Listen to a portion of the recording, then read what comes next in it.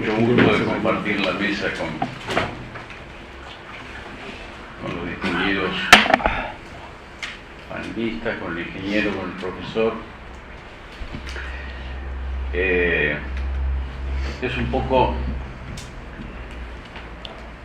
atribulante que un político con escasa inteligencia natural tenga que ponerse a hablar de inteligencia artificial. Pero no es el tema que evidentemente los organizadores pretendieron. Yo no hablaré de inteligencia artificial, que no es mi métier, pero lo que debemos de rescatar a partir de las excelentes presentaciones que hemos tenido es cómo interpretar cómo está comenzando a repercutir en el orden social toda esta temática y qué vinculación hay entre esto y las cuestiones fundamentales de la vida política, que en definitiva es la que define, si es que se puede, los proyectos colectivos de la sociedad. Ya hay una abundante actividad aquí en Uruguay sobre toda esta problemática relacionada con el trabajo. Hemos visto que se han hecho muchísimas presentaciones. Sin embargo, yo creo que aquí hay un enfoque que merece vincular esta cuestión, la inteligencia artificial, como una fase determinada de la evolución del conocimiento, porque el tema de fondo que venimos arrastrando es el del conocimiento en la era global. Lo que ocurre es que viene produciéndose una evolución tan acelerada que en esta cuestión del conocimiento, desde los países donde nosotros nos encontramos, y desde Uruguay en particular, la velocidad vertiginosa de estos avances no nos dejan captar bien las repercusiones colectivas de esta problemática. Nosotros venimos muy atrasados en todos estos campos y en general en toda América Latina se viene muy atrasado en estos campos. Escuché a un filósofo el año pasado decir, reitero, no soy experto en estos temas, que en el único país donde se estaba produciendo conocimiento en América Latina era en Brasil, en algunos institutos de investigación de la Universidad de San Pablo, y que no había otro ámbito en América Latina donde se esté produciendo conocimiento. Con lo cual esto da una dimensión de que la brecha entre nuestros países y los países de punta es una brecha que no disminuye, sino que por el contrario se puede llegar a ampliar o se está ampliando. En fin, esta percepción tiene profundas repercusiones políticas. Nosotros nos enfrentamos a algunos grandes temas.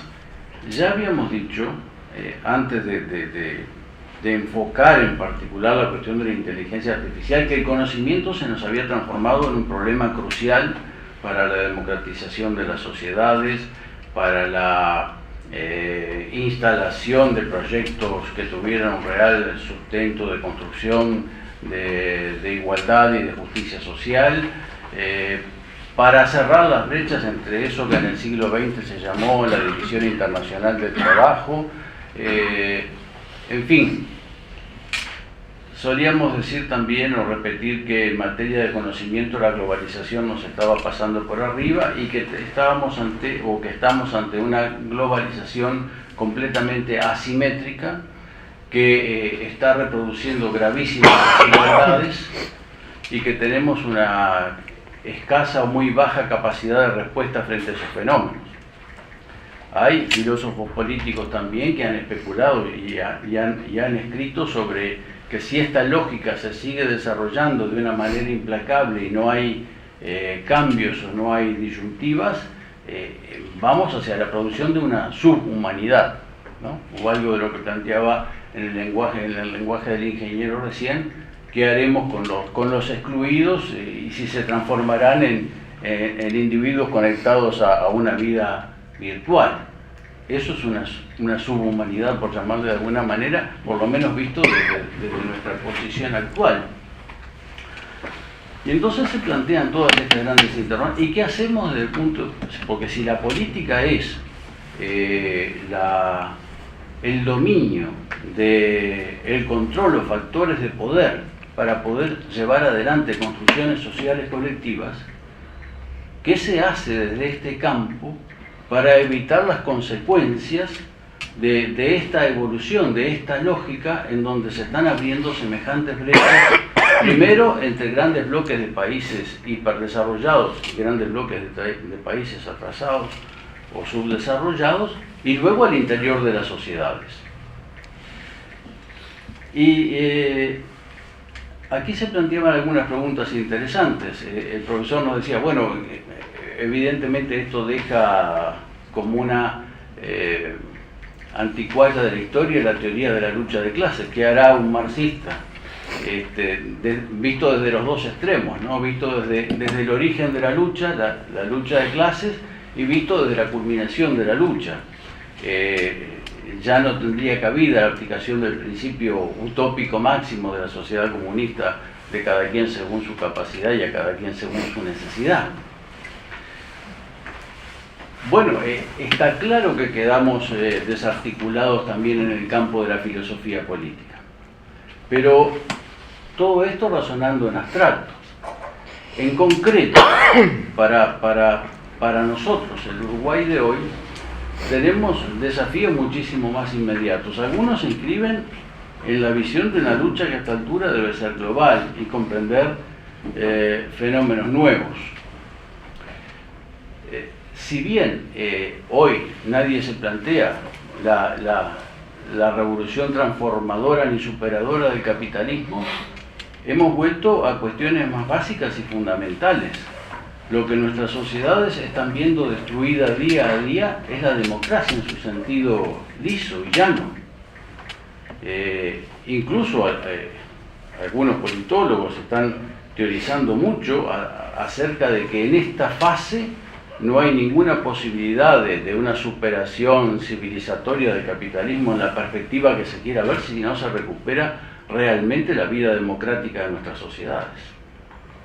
Entonces la democracia, que incluso para nosotros la gente de izquierda era una cosa que dábamos por sentada, de lo que se trataba era de darle nuevos contenidos. La democracia formal ya fue superada, hay que darle los contenidos de una nueva era.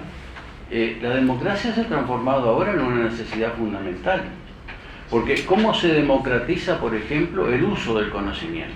No ya la generación del conocimiento, que es mucho más difícil, con el hecho de que el conocimiento ha sido patentado en el mundo, y todo conocimiento se le encuentra una aplicación comercial, y en la medida que se le encuentra una aplicación comercial pasa a ser patente y pasa a ser propiedad privada, y enormes masas de la humanidad son excluidas de ese conocimiento, reducidos a su condición de usuarios, con limitadísimas condiciones de investigación, etc.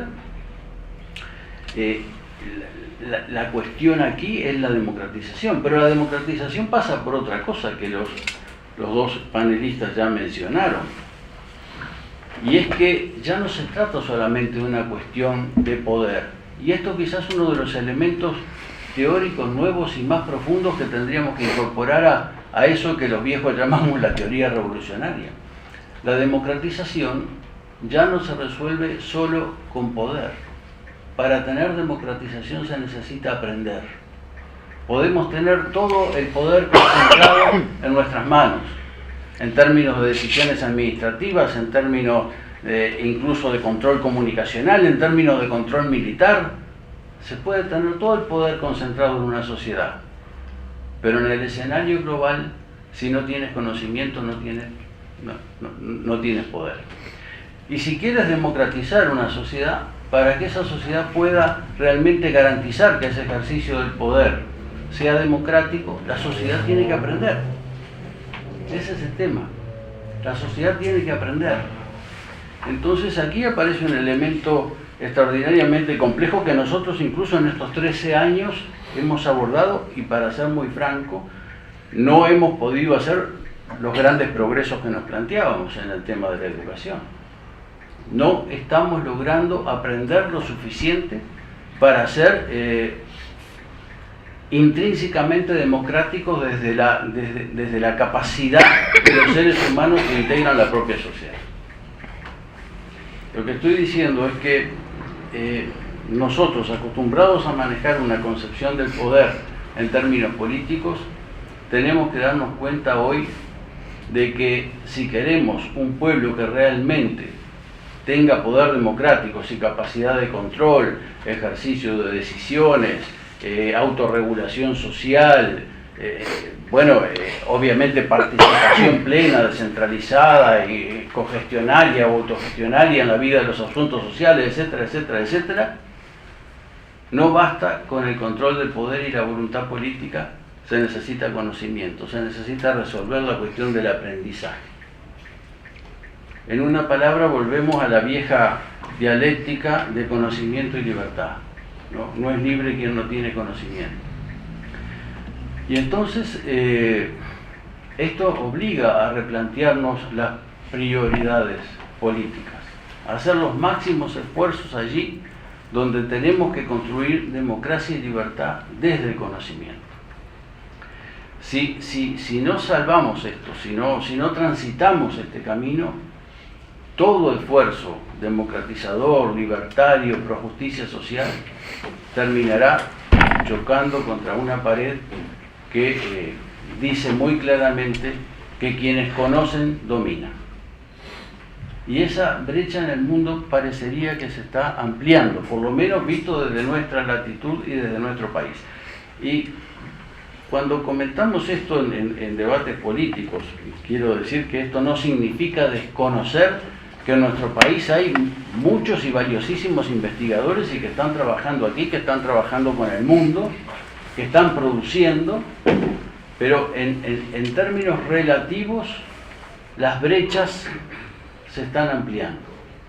El año pasado, o a principios de este año, el año pasado, la última vez que estuvo el presidente Obama en Buenos Aires, porque ahora vino a la Argentina de nuevo, reunido con un conjunto de universitarios allí en Buenos Aires, él decía una cosa que la daba como una verdad sentada, y además todos los muchachos jóvenes que estaban allí, todos ellos de universidades privadas, pero había cientos, asintieron y lo aplaudieron y coincidieron en esa afirmación. Él decía, el mundo es más igual ahora que a principios del siglo XX. ¿No? Y eso se daba como una verdad aceptada, sin discutir, por lo menos en ese auditorio. Y es probable que desde la percepción de élites sociales que tienen cierto acceso al conocimiento puede construirse esa visión. Pero visto desde el panorama general de nuestras sociedades, ¿quién puede defender así fácilmente y sin debate por lo menos que la Argentina y el Uruguay hoy son más iguales a los Estados Unidos que hace 60 o 70 años? Esto no se puede afirmar así como así. En el campo del conocimiento yo creo que no somos más iguales. Y creo que ahí está el peligro fenomenal de que la brecha se está ampliando en la globalización. Entonces, hay una nueva dialéctica que me parece que debe ser preocupación fundamental de los políticos y también de los políticos de izquierda, entre poder y aprender. Poder y aprender. Esto no está en nuestros textos tradicionales, pero si no se aprende, no se tiene poder. Esta es una cuestión que me parece que hay que incorporarla como un axioma político nuevo, que no viene de la historia, no viene de nuestra propia historia, no viene de la bibliografía del siglo pasado, pero si no aprendemos, no tenemos poder y no tenemos posibilidad. Y eso al Uruguay le plantea, o a nuestro Uruguay le plantea temas gruesos, porque nuestros resultados se discute si no son o no alentadores. Demos por bueno que son alentadores, pero creo que estamos todos de acuerdo que no son suficientes. Entonces allí es donde tenemos que poner el énfasis. Desde el punto de vista político, esa cuestión fundamental. Una segunda cuestión fundamental me parece desde el punto de vista político, que tiene que ver con la socialización de los valores, con la conciencia social o con lo que se llama vulgarmente la ideología. ¿Cómo vamos a asimilar esto que decía el profesor? ¿Cómo se expresa hoy el conflicto social? ¿Cuál es el conflicto social de nuestro tiempo? ¿Y cómo se traduce políticamente? ¿Verdad? El viejo esquema, explotados, explotadores, explotados a la izquierda, explotadores a la derecha, ha caducado. Bueno, acá hay un debate bien interesante, porque hay gente que dice que sí que ha caducado. Yo no sé si será por mis 65 años o por falta de actualización. Yo creo que no ha caducado. Yo creo que no ha caducado. No se han borrado. La fragmentación social en nuestras sociedades todavía sigue fundamentalmente determinada, capaz que determinada no sea la palabra más exacta, sigue fundamentalmente determinada por un abanico donde pueden visualizarse claramente los tonos diferentes de acumulación y concentración económica, explotadores por un lado, gente que vive en condiciones de limitación económica, pobreza, explotación, etc. Yo sé que en Uruguay este esquema es bastante mitigado en relación al resto de América Latina. En América Latina se ve mucho más gráficamente y ya estamos de nuevo, aunque logramos bajar la pobreza 34% en el año 2015, ya estamos de nuevo en 39%. Y habíamos partido antes de la crisis en el 2002 de 44% de pobreza en América Latina. Ya estamos de nuevo en el 39% y subiendo. Pero en Uruguay este esquema es mitigado. Pero la fragmentación de nuestras sociedades todavía sigue marcada fuertemente por la realidad económica. Y comienza entonces a plantearse esta perspectiva de cómo será el mundo del trabajo dentro de una década, cuando la automatización, la robotización, etcétera, siga disminuyendo las fuentes de trabajo. Bueno, parece innegable que hay una presión a generar desempleo por esta vía, pero sin embargo hay teóricos que lo discuten. Hay 10, 12 economistas, yo tengo algunos papeles en casa de algunos de ellos, o del Centro para la Investigación Política de Washington, por ejemplo, que dicen que así como en la época de oro del capitalismo, entre 1946 y 1974, aumentó la productividad enormemente, mucho más que ahora. Ellos demuestran con cifras que en esos 30 años la productividad aumentó más de lo que está aumentando ahora, incluso con la aplicación de las nuevas tecnologías. Eso sí tiene un aspecto discutible. Ellos están analizando 30 años de una transformación tecnológica que cristalizó y maduró, y están viendo sus consecuencias maduras. Ahora estamos en una transformación permanente y acelerada,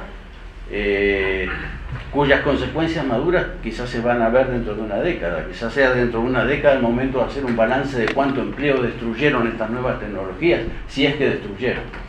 Pero en el momento actual, estos economistas todavía discuten y dicen, bueno, hubo una era, la era de oro del capitalismo de 30 años, en que aumentaron las tres cosas. Aumentó la productividad, más que ahora incluso, aumentó el empleo y aumentó el salario. Y si eso fue posible, ¿por qué ahora hay que concluir que con esta etapa científico-técnica o con esta etapa tecnológica de evolución del capitalismo, esto no va a ocurrir y se da por sentado que disminuirá el empleo, que disminuirá el salario y que solo aumentará la productividad? El debate está planteado, no está cerrado. Ahora, lo que sí es evidente que va a haber presión hacia el desempleo. Todo lo indicaría así. Y en todo caso, lo que nosotros tenemos que avisorar es que esa revolución científico-técnica se va a aplicar, sus consecuencias económicas van a ser mucho más rápidas en el mundo desarrollado que aquí. y tenemos que comenzar a prever, pero aquí ya se está previendo también, porque hay un factor crítico que lo mencionaron los panelistas, que el trabajo menos calificado es el más débil frente a este proceso de innovaciones. Bueno, nuestros trabajadores ya están empezando a discutir eso. En el PISA-NT ya se han hecho como 3 seminarios sobre esas cosas. Sin embargo, desde el punto de vista político, y esto es lo que quiero rescatar, me parece que el centro de la discusión no debe estar ahí. El centro de la discusión todavía está en cómo se ordena la inversión social y las relaciones sociales de producción en nuestra sociedad para lograr una evolución más pareja de todos los sectores. Es decir, hay todo un trabajo de desarrollo económico y de justicia social que tenemos que ser capaces de llevar adelante si es que queremos resistir en mejores condiciones el embate de esto que se viene, si es que se viene tal como se está pronosticando. Y esto es una agenda política.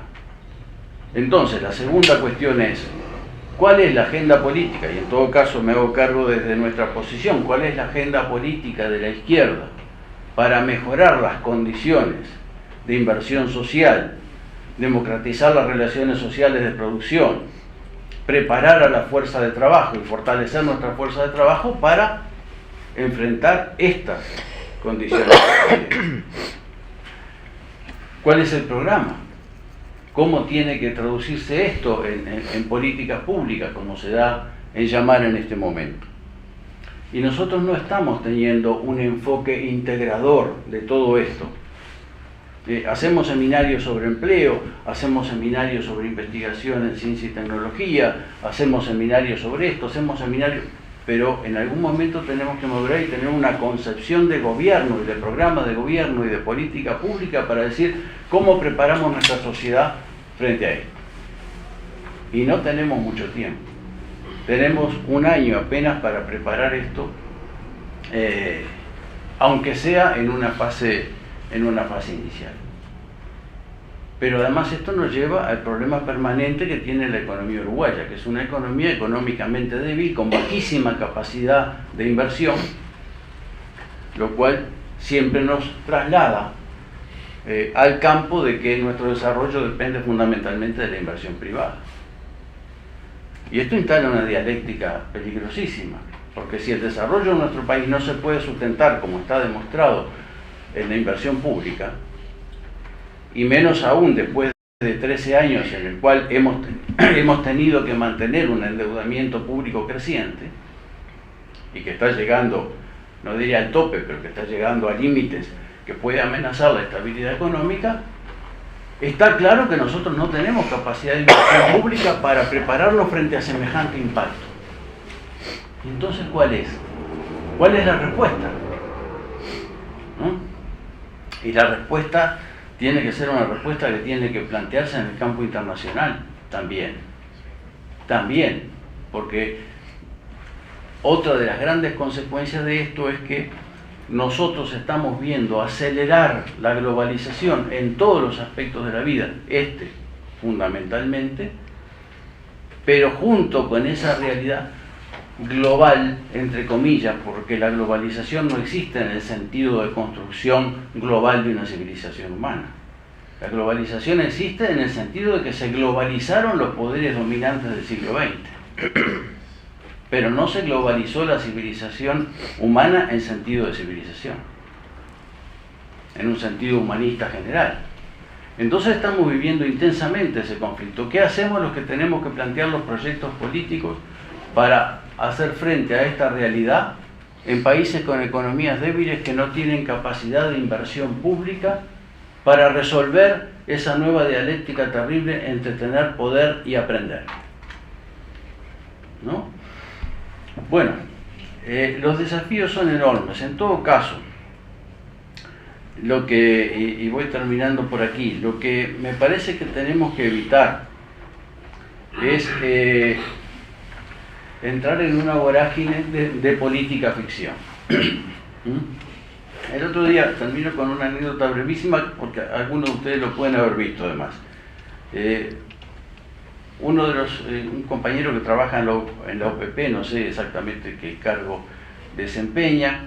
Estaba haciendo una exposición aquí en TV Ciudad, aquí de Montevideo. Yo digo de Montevideo porque estoy en Canelones, aunque lo veo. Y una larga exposición de casi 20 minutos sobre la renta básica universal o la renta básica, etcétera, etcétera. Y la periodista, que quedó muy choqueada con una construcción tan abstracta, le dijo al final: y eso no se soluciona pagando asignaciones familiares como la gente, ¿verdad? Y tenía un gran sentido común.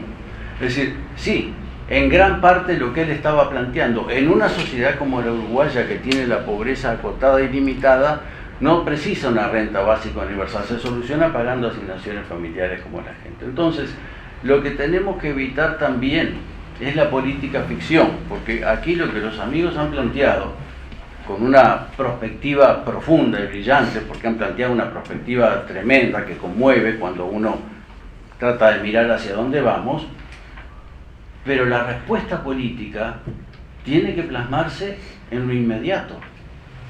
Y entonces tenemos que ser capaces de distinguir fases y de levantar propuestas realizables para cada una de las fases. Y nosotros en este momento tenemos la oportunidad de hacer un análisis global que resuelva estas cosas, que incorpore el tema de aprender, que incorpore el tema de financiar la construcción de un poder social basado en el aprendizaje. Eso no lo hemos podido lograr.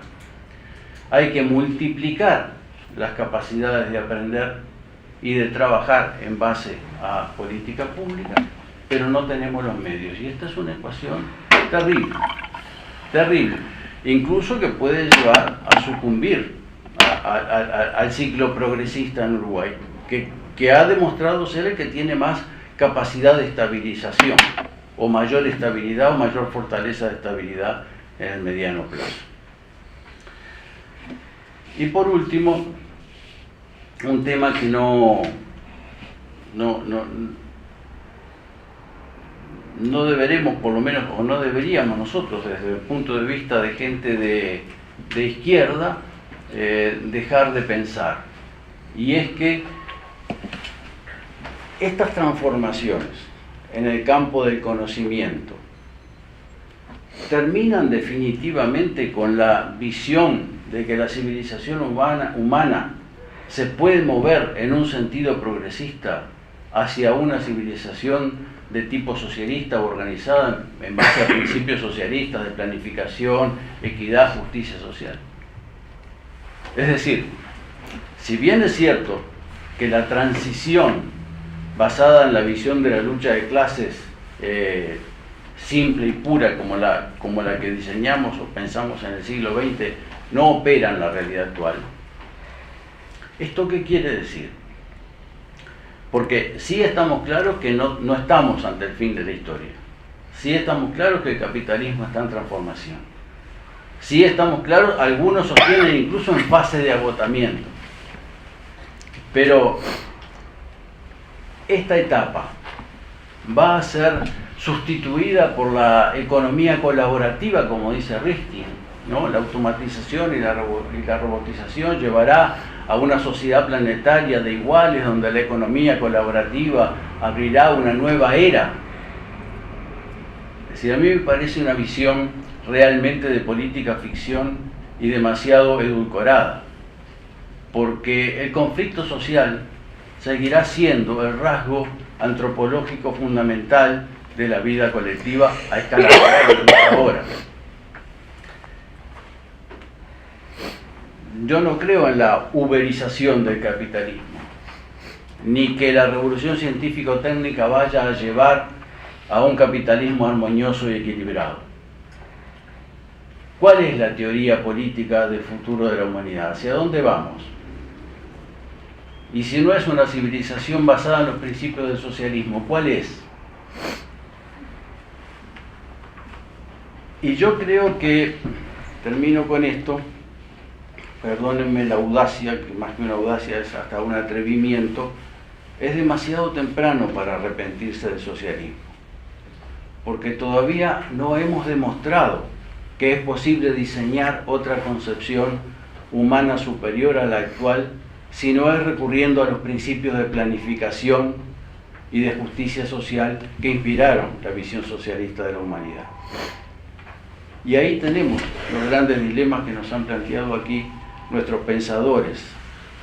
La gran pregunta es si los políticos podemos o estamos a la altura de transformar estas inquietudes en proyectos colectivos viables.